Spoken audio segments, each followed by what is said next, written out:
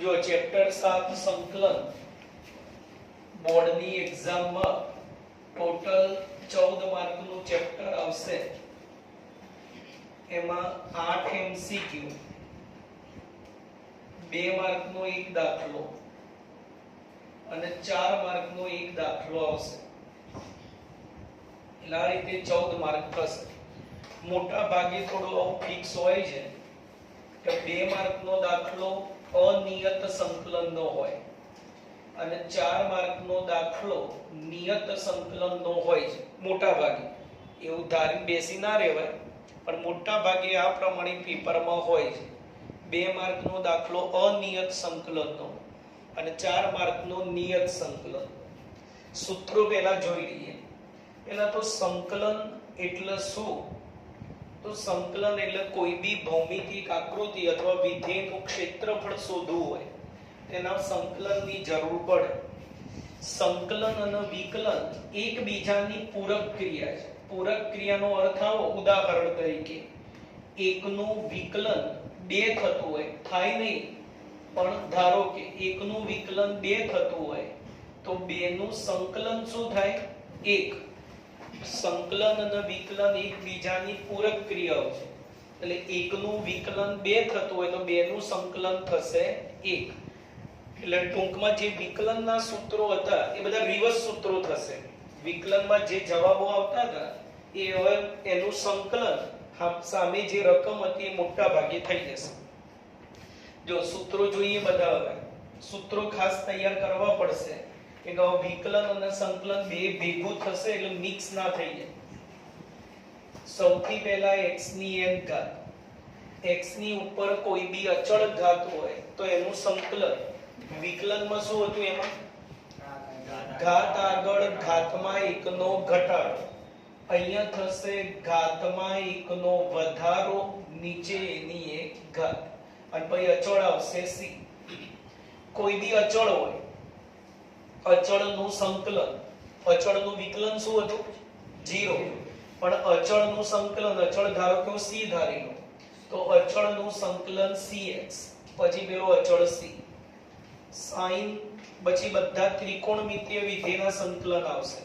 sin, cos, sec, cosec, tan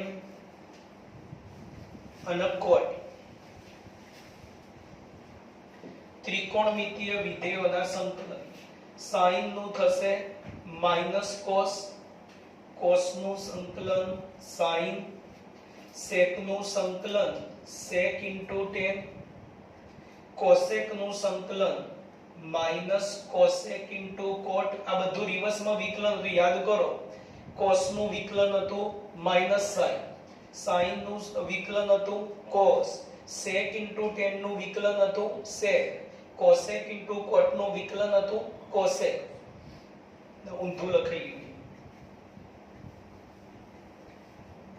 sec tan એનું સંકલન થશે sec, sec tan નું સંકલન sec, cosec cot નું સંકલન cosec cot નું સંકલન -cosec. એટલે આ બે થોડા સરખા જેવા થશે. sec tan નું sec, cosec cot નું -cosec. tan નું સંકલન, tan નું સંકલન થશે log mod sec, અને થોડું એને મળતું cot નું સંકલન થશે log mod sin. પેલો log mod sec, log mod sin. sec નું સંકલન log mod sec tan. અમુક વાર MCQ માં આની જરૂર પડશે બીજા સૂત્રની. સ્વાધ્યાયમાં તો આનો જ ઉપયોગ કર્યો છે એમને બધે, પણ કોક વાર ઓપ્શનમાં MCQ માં પૂછે ને આપ્યું જ ના હોય તો sec નું બીજું સૂત્ર છે log mod tan π/4 પ્લસ ખૂણો અડધો. π/4 પ્લસ અહીંયા x છે તો x નો અડધો x/2. cosec નું સંકલન એ થશે log mod cosec cot.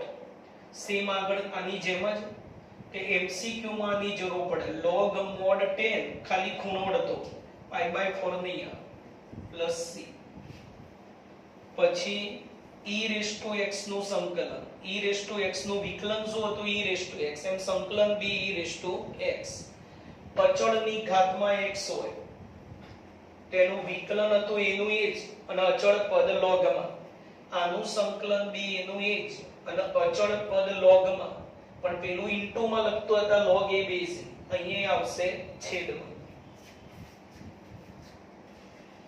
એ પછી આવશે sec સ્ક્વેર, એનું સંકલન થશે tan, અને cosec સ્ક્વેર એનું સંકલન થશે માઈનસ cot.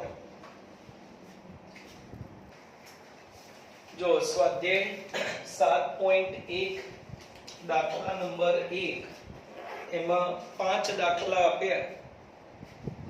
નિરીક્ષણની રીતે નીચે આપેલા વિધેયોનું પ્રતિવિકલિત એટલે કે અનિયત સંકલન શોધો. અનિયત સંકલનને બીજું શું કહેવાય? પ્રતિવિકલિત. આપણે હમણાં જ કીધું કે વિકલન અને સંકલન એકબીજાની કેવી ક્રિયા છે? પૂરક.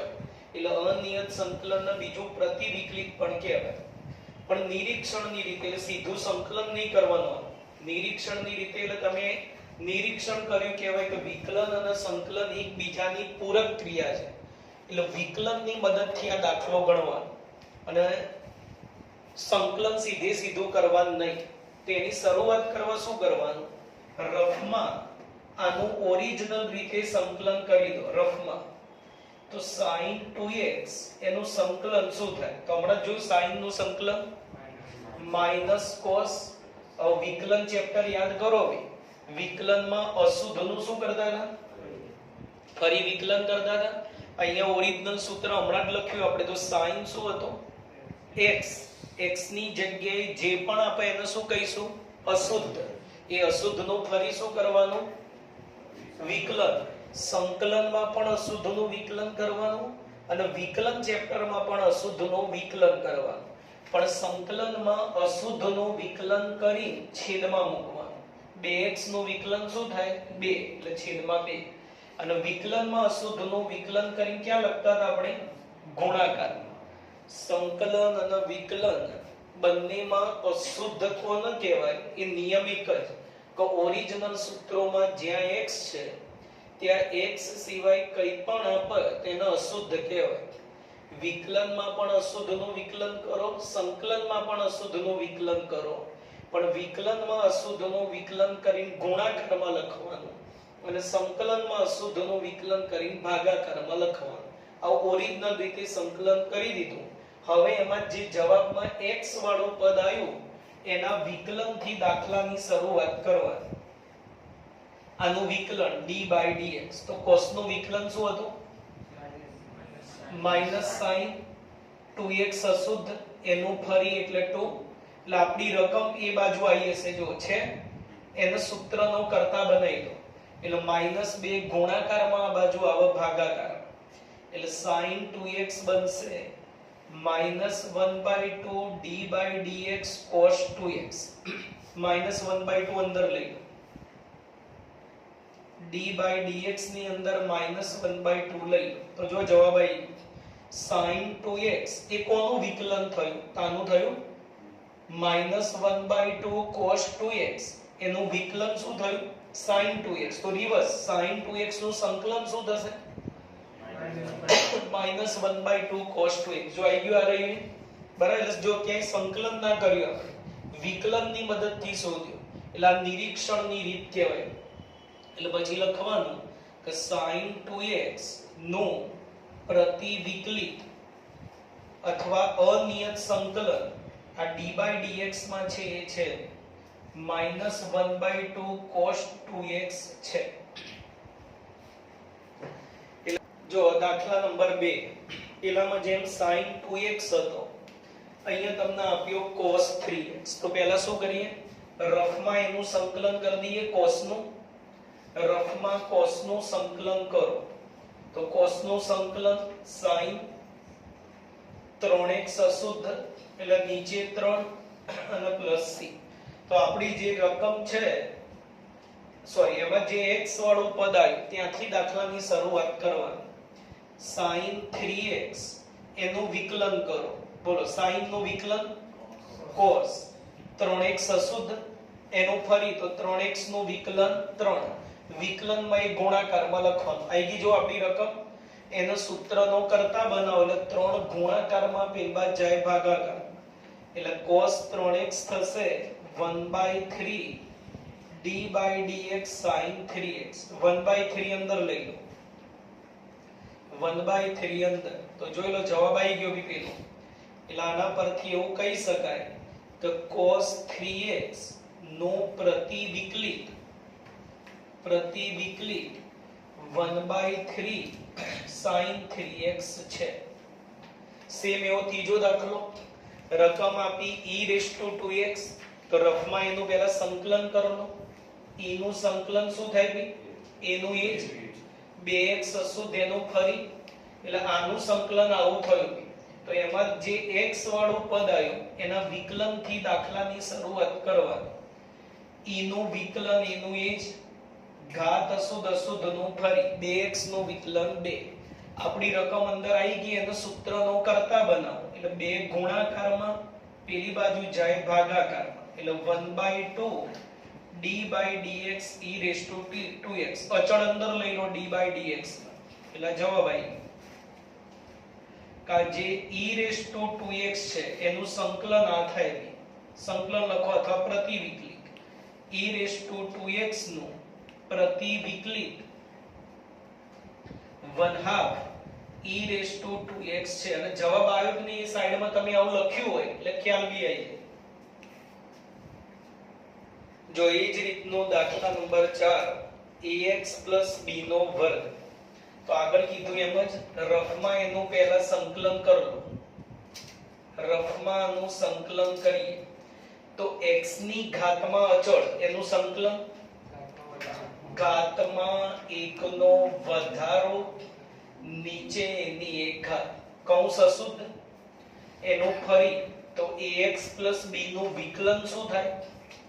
a તો છેદમાં આવશે a. એટલે રફમાં પહેલા એનું ઓરિજિનલ રીતે સંકલન કરી દીધું.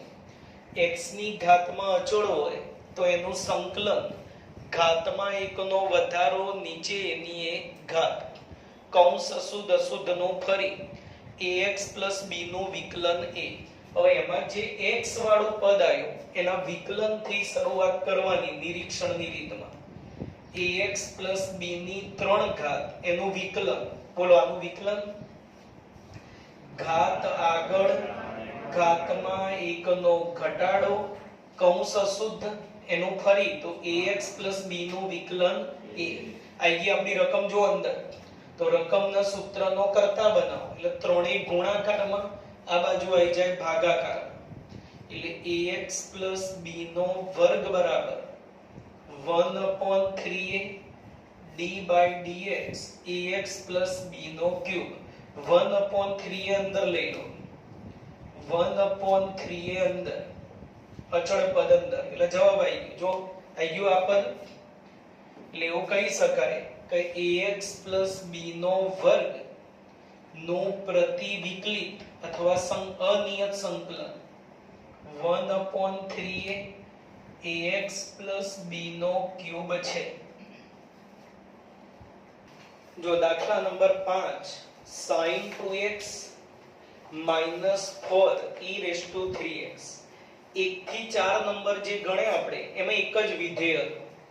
અહીંયા જો બે વિધેય બાદબાકીમાં આપ્યા તો બેની ભેગી ગણતરી અઘરી પડશે. તો બેની અલગ અલગ ગણતરી કરી અને જવાબ શોધીએ.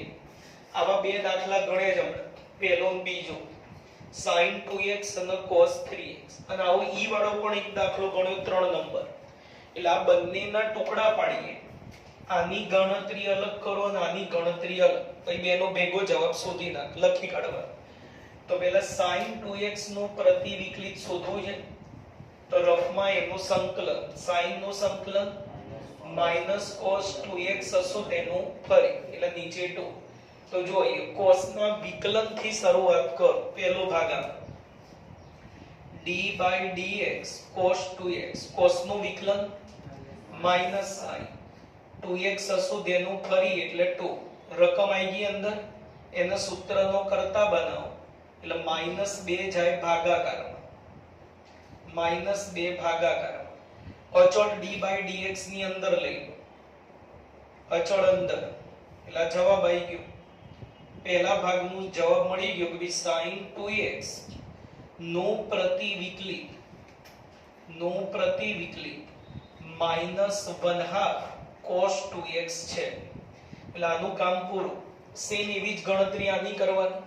બીજી રકમ આપી 4e3x, તો રફમાં એનું સંકલન કરો. 4e3x, 4 અચળ એમનો એમ જ ગુણાકારમાં, e નું સંકલન એનું એ જ, ઘાત અશુદ્ધ નું ફરી, e નું સંકલન એનું એ, ઘાત અશુદ્ધ નું ફરી. તો એમાં જો 4 રકમમાં બી છે તો 4b લઈ લો, તો 4e3x એનું વિકલન કરો, તો 4 અચળ એમનો એમ જ, e નું સંકલન એનું એ જ, ઘાત અશુદ્ધ નું ફરી, 3x નું વિકલન 3. આપણી જે રકમ આવી ગઈ એને સૂત્રનો કર્તા બનાવો. 3 ગુણાકારમાં પેલી બાદ જાય ભાગાકાર, એટલે 1/3. સેમ આગળની જેમ અચળ d/dx ની અંદર લઈ લો, 1/3 અંદર, એટલે અંદર 4/3e3x. એટલે આનો જવાબ મળી ગયો કે 4 e3x નું પ્રતિવિકલિત 4/3e3x છે. આનો જવાબ અલગ શોધ્યો, આનો જવાબ અલગ શોધ્યો. હવે બેનો ભેગો જવાબ, કહો ફાઇનલ sin 2x - 4e3x નું પ્રતિવિકલિત. તો જો આનું પ્રતિવિકલિત શું મળ્યું હતું, તો -1/2 cos 2x, માઈનસ એમને આનું પ્રતિવિકલિત મળ્યું 4/3e3x. એટલે આખી આ રકમનું પ્રતિવિકલિત તમને મળી. એટલે બેની ભેગી ગણતરી અઘરી પડે, એટલે બે અલગ અલગ ટુકડા કરી દો, બે અલગ અલગ ગણતરી કરો, એટલે બે આગળ દાખલા આવા સેમ ગણ્યા જ આપણે. બેના પ્રતિવિકલિત શોધાઈ જાય પછી બંનેના બાદબાકીનું પ્રતિવિકલિત, એટલે બંનેના જવાબ ત્યાંથી જોઈને મૂકી દેવાના, બંનેના જવાબ ખાલી અંદરથી જોઈને મૂકવાના.